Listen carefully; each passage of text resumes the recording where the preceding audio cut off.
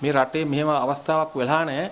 මේ වගේ විවසනයක් මං හිතන්නේ මේ රටේ මෑතක කාලේ සිදු වෙලා නැහැ. මේ සියලුම ජනතාවට මේ වෙලාවේ අපි සේවය කරන්න ඕන.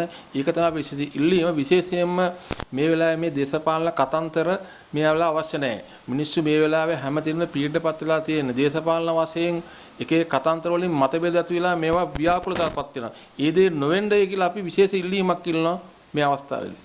පන්සල මූලික කරගෙන පූජනීය ස්ථානයේ මූලික කරගෙන කෝවිල මූලික කරගෙන මේ කටයුතු කරන්නයි කියලා. එහෙම වුණොත් ජනතාව එක්රාසි වේවි. මොකද ඕනෑම ප්‍රදේශයක කළ හැකි කුජ්ජලෝ ඉන්නවා.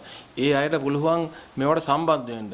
හොඳ නිර්මාණයක් වෙලා පන්සල තුල හෝ කෝවිල තුල හෝ පල්ලිය තුල මේ දේ සිද්ධ වෙනවා නම් මිනිස්සු උදව් කරනවා. එම නිසා අපි ඉල්ලනවා විශේෂයෙන්ම මේ සියලු ලක්ව ජනතාවටම සියලුම කෝවිලවල, සියලුම පන්සල්වල, සියලුම මුස්ලිම් දේවස්ථානවල, විශේෂයෙන්ම ස්වේච්ඡා සංවිධානවල එකමුතු වෙලා සම්බන්ධ වෙලා මේ අයට පිහිට වෙන්නේ කියලා මේ අවස්ථාවේදී. ව්‍යාපාර ප්‍රජාවට ඇත්තෙන්ම රටේ යමක් කරන්න පුළුවන්. මේ රටේ ජනපති ඉන්නවා. යමක් කළ හැකි ඉන්නවා. ඒ අය මේ වෙනුවෙන් කරන්න තියෙන ලොකුම පින්කම මේක.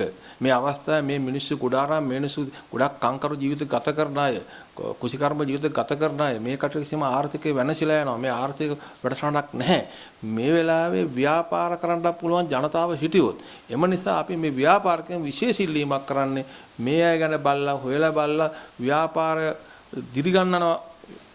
ව්‍යාපාර හොයලා බලලා මේ මිනිසුන්ට සේවය කරන්න ඒක තමයි අපි ඉල්ලා සිටින්නේ මේ අවස්ථාවේ.